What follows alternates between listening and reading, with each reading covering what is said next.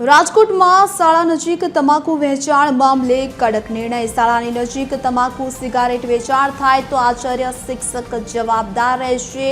તો રાજકોટ જિલ્લા પંચાયતની શિક્ષણ શાખાએ પરિપત્ર કર્યો છે। 100 મીટર સુધી વેચાણ થતું હશે તો દંડાત્મક કાર્યવાહી કરવામાં આવશે। આપણે જણાવી દઈએ કે વિદ્યાર્થીઓને ગેરમાર્ગે જતા અટકાવવા માટે આ નિર્ણય લેવામાં આવ્યો છે। અખિલ ભારતીય શૈક્ષિક સંઘ ગુજરાત પ્રાંતે આ નિર્ણયનો વિરોધ દર્શાવ્યો છે। તો રાજકોટમાં શાળા નજીક તમાકુ વેચાણ મામલે કડક નિર્ણય લેવામાં આવ્યો। તો અંગે વધુ વિગત સાથે સંવાદદાતા રવિ મોટવાણી અમારી સાથે ફોન લાઈનથી જોડાઈ ચૂક્યા છે। જી રવિ, રાજકોટ જિલ્લામાં શાળા નજીક તમાકુ વેચાણને લઈને કડક નિર્ણય લેવામાં આવ્યો છે, શું છે વિગત?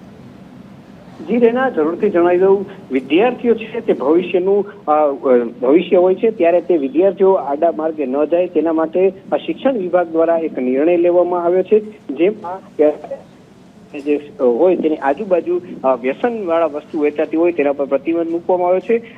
સાથે સાથે વાત કરવામાં આવે ત્યાં વેચાણ થતું હોય તો તે બાબતે શિક્ષક તથા આચાર્ય ધ્યાન રાખવાનું અને યોગ્ય કાર્યવાહી માટે તંત્ર ધ્યાન દોરવાનું। આમ આ બાબતથી શિક્ષકોમાં નારાજગી છે। આ મામલે શિક્ષક સંઘ દ્વારા ઉચ્ચ કક્ષાએ રજૂઆત પણ કરવામાં આવી છે।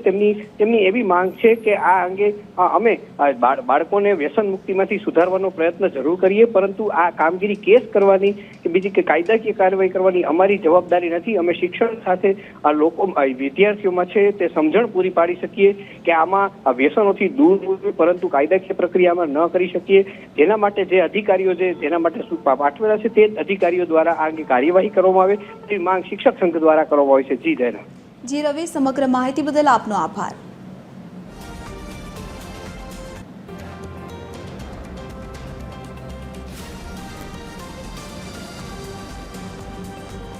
તો અંગે વધુ વિગત સાથે શૈક્ષિક મહાસંઘના મહામંત્રી સાગરભાઈ પોપટ અમારી સાથે ફોન લાઈનથી જોડાઈ ચૂક્યા છે। જી સાગરભાઈ, આપનું સ્વાગત છે। જે પ્રકારે રાજકોટમાં શાળા નજીક તમાકુ વેચાણ મામલે જે કડક નિર્ણય લેવામાં આવ્યો છે તો એક તરફ વિરોધ થઈ રહ્યો છે, શું કહેશો આપ?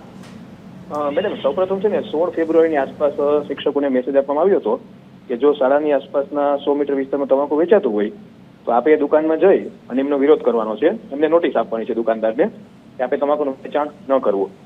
હવે આપ જાણો છો કે પ્રાથમિક શાળાઓમાં આસપાસની દુકાનો જે હોય એ મોટાભાગે ગામ લોકોની હોય છે, એટલે ગામના વાલી સાથે સંઘર્ષ કરી અને એમનો વિરોધ કરવો એ થોડું શિક્ષકો માટે મુશ્કેલ હતું।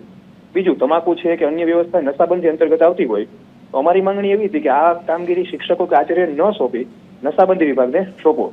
એટલા માટે 22 ફેબ્રુઆરી 2026 ના રોજ અખિલ ભારતીય રાષ્ટ્રીય શૈક્ષિક મહાસંઘ રાજકોટ દ્વારા પત્ર કરી આ બાબતે વિરોધ નોંધવામાં આવ્યો હતો। જી, આપ અમારી સાથે જોડાયા તે બદલ આપનો આભાર।